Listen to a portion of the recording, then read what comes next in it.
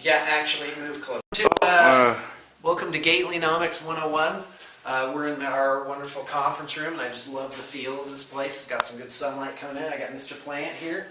Mr. Plant's going to help me out. He's backing me up with a little moral assurance there. So today we're going to talk about health insurance and insurance in general, and maybe get some ideas going.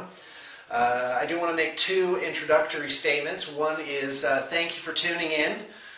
We had something like 20 people subscribe to the Gately Musings channels, and I'm hoping to get more people over. But I'd love to hear from you, maybe a little introduction, who you are, what you do, kind of where you're coming from. I don't mind alternative viewpoints. In fact, that's really what this is all about. We're trying to get, some human experience balled up here and try and figure out really what's going on, because nothing but good things have happened to me in life as I have thought outside of the traditional channels of kind of the obvious thing. The inobvious thing is sometimes the better thing. Oh, let me shut the door. Come on, follow me in. They want to see me shut the door. Fantastic. Oh, by the way, these plants, I think they're called snake grass. These things are great. They are great office plants because they are almost impossible to kill. And they're really quite beautiful. So the other introductory statement I wanted to make, and I'm going to do a whole video on this, is as I go along, you'll basically, I'm going to elaborate on how most people are harmed by institutions that are accepted as normal and are also supposed to help them. And so the problem with that is, well, what's the appropriate response? And I just want to go on record as saying I have chosen the Christian response. And by that I'm talking about Sermon on the Mount, turn the other cheek.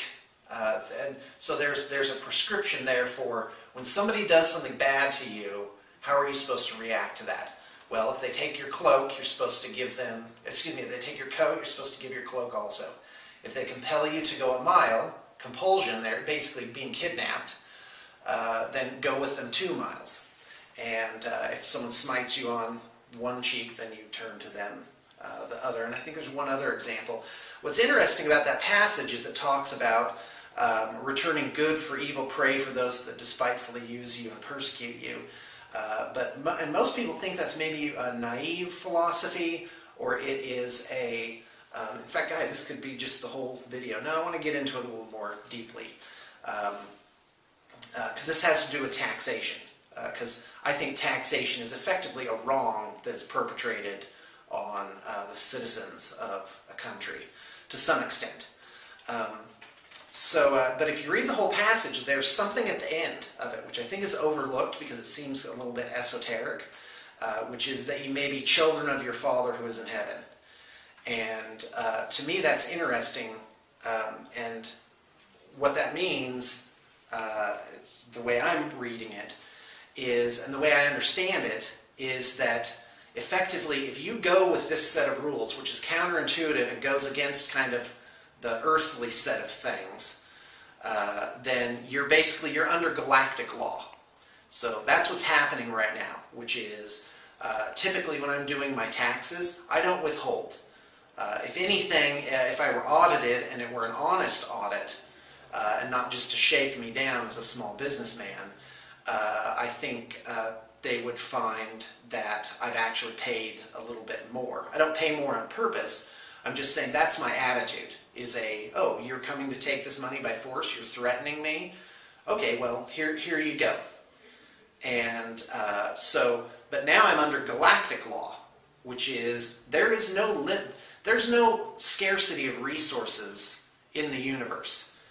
If you hold up your thumbnail to an empty patch of black sky at night, you're probably covering about 5,000 galaxies, each with 10 billion to 10 trillion stars in them, never mind how many planets there may be. So it's mind-boggling. Even just on this one little planet, there's tons of resources. We went up Spanish Fork Canyon and found there's no lack of raw materials. There's plenty of steel in the ground. There's plenty of water running by in the rivers. The scarcity is man-made, effectively. And It's also, if anything, there's a scarcity of creativity. There's a scarcity of human organization. There's not enough people to take advantage of all these resources. Never mind. I believe if humanity put their minds to it, we could be on other planets by now.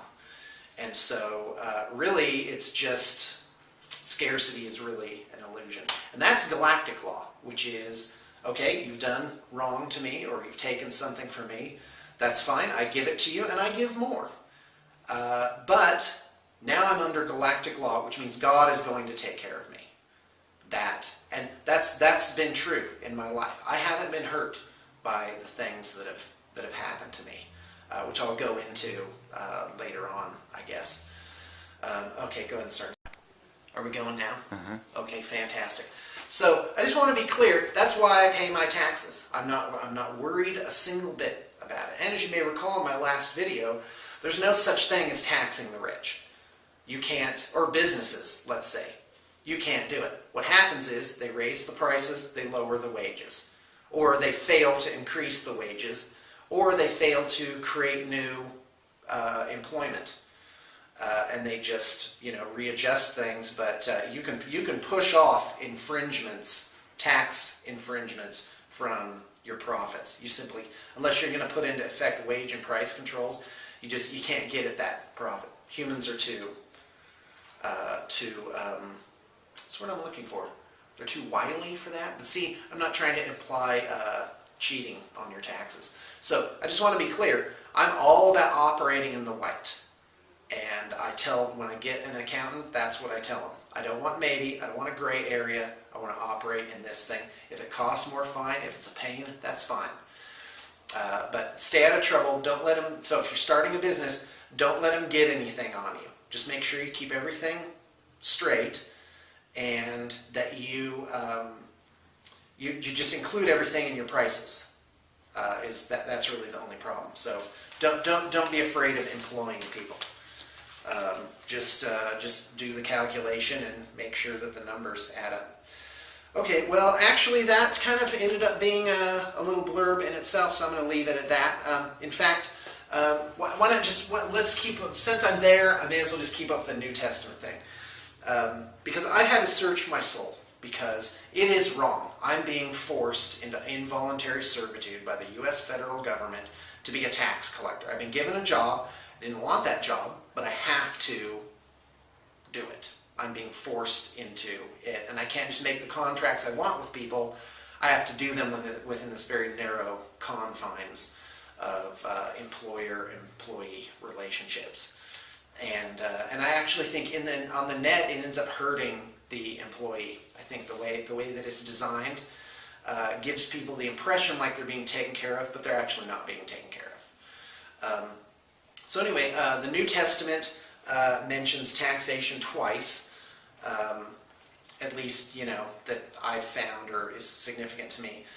One is render unto Caesar that which is Caesar's. So that's that side, which is kind of famous. Which is they say to Jesus, don't you pay taxes? And he says, well, give me a coin.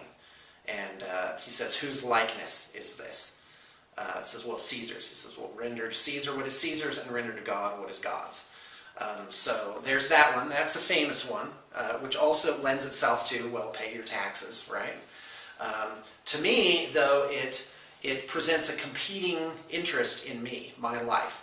Like right now, God has 100% claim to my life. He's laying claim to it. And I've given that willingly. But also, the United States federal government has laid claim to my life. So there's a conflict of interest there. But effectively, because I'm under galactic law, how crazy must that sound? Because I'm under the law of the New Testament, I guess you could say, I'm basically made whole. I'm taken care of. And there's another passage, I believe it's Luke 17, which is this is where I found kind of my peace with this whole situation, and why I don't advocate violence. And so I want to be absolutely crystal clear with that I advocate being honest in your taxes, And if it hurts, good. Maybe it'll hurt enough for you to do something about it, for you to support a constitutionalist candidate, a real limited government candidate, that it will prompt you to take some kind of other non-violent action. Because there's no injunction in there. Turning the other cheek doesn't mean you can't say anything about it, or that you have to stick around that person. You should. I believe that we're morally obligated to do what we can to prevent injustices to ourselves and our fellow man, but not to do more to take justice into our own hands. I don't know. I'm sure other people have different views on that, but that's how I found my piece. So back to Luke 17. So here's how it works. So apparently, if I remember how it goes, the tax collectors or whoever, they come to Peter and they say, hey, doesn't your master pay tribute? Like, where's your taxes? And so Peter says, oh, well, actually, we do pay tribute. So he heads on up to this house where Jesus is inside, and Jesus meets him at the door, and it says he prevents him. And I'm imagining that is, he blocks him at the door. He said, whoa, whoa, not so fast there. I know why you're here. He said, and he asks him a question. He says, of whom do the kings of the earth demand tribute? Do they demand tribute from their own children or of strangers? And Peter says, of strangers. And so the Savior says, well, then are the children free. And, but lest we offend them, go to the sea, cast in a hook. The first fish that you bring up will have a coin in its mouth. And so take the coin and pay them the tribute for me and thee. So, that's illustrative of the first point, which is you'll be made. Don't worry about resources. God's got it all in his hands. He will take care of you and make sure that you have the resources that you need. And so, for me, again, that's why I pay my taxes. Lest I give them offense, I pay them. But I am working to change the system and to be done with it. Because as a free man, I'm a little insulted that the federal government thinks they can get into my business, that they can even see how much I make or what I spent it on. How is that possibly their business? That's a private matter. That's my papers. Fourth Amendment guarantees me a right to be secure in my person, papers, and possessions. That you can't just come in and look at my stuff. Now, this is interesting. This actually came up when I was opening a bank account. So I'm opening this bank account. You have to sign a thing saying that the bank can divulge to the IRS how much interest you make on your accounts. And I'm thinking, well, if it's the law, if the law says they can do that, then why do I have to sign this thing saying that they can do that, that I'm allowing the bank to divulge that? Well, let's look at it from a different angle. The answer is privacy, is that I can't just go into the bank and say, hey, show me Joe's account. And if they did do that, Joe could sue them for violating their privacy. They got no right to give that information out to other people. That is not for them. And that's why you have to sign this thing, giving them permission. But quite frankly, I'm a little insulted. It's not their business. But apparently to get a bank account anywhere, you have to sign this thing. So dig deeper. Dig deeper to the very core of it, which is, well, we need taxes to do all these services. Do we?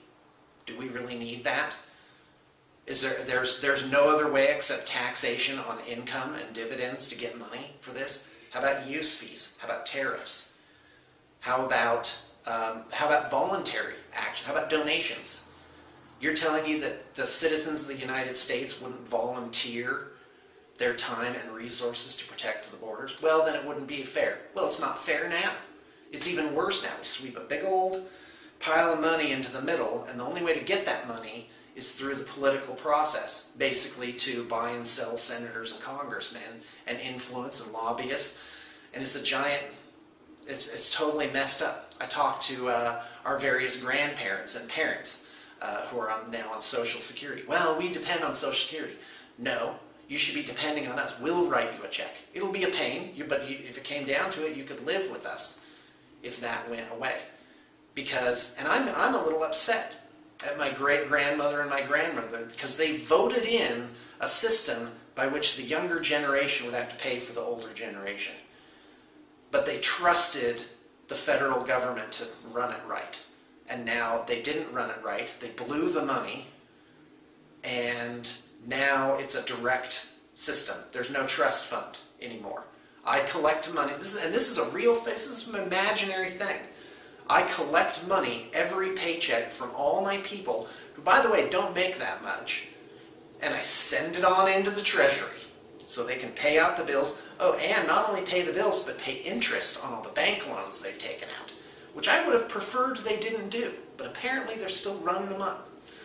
So it just rips me up inside, this whole wretchedness. But the New Testament, that's where I found explanation and peace. And in the years that I have done the right thing, dare I say, followed Christian principle, not saying I'm a good Christian by any means, but that I followed that, I've done well, and apparently galactic law is a good thing to have happen. And if you want to throw the New Testament out the window, well, that's fine. Take that tact as well.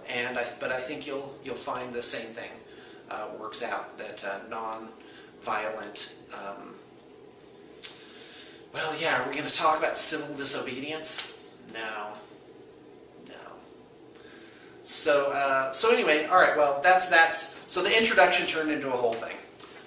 Hope you enjoyed, and I look forward to hearing your comments. I just want to be clear, I'm not trying to push religion on anybody. I'm just trying to give sort of a context to all the other things that I'm going to talk about with regards to how I approach them.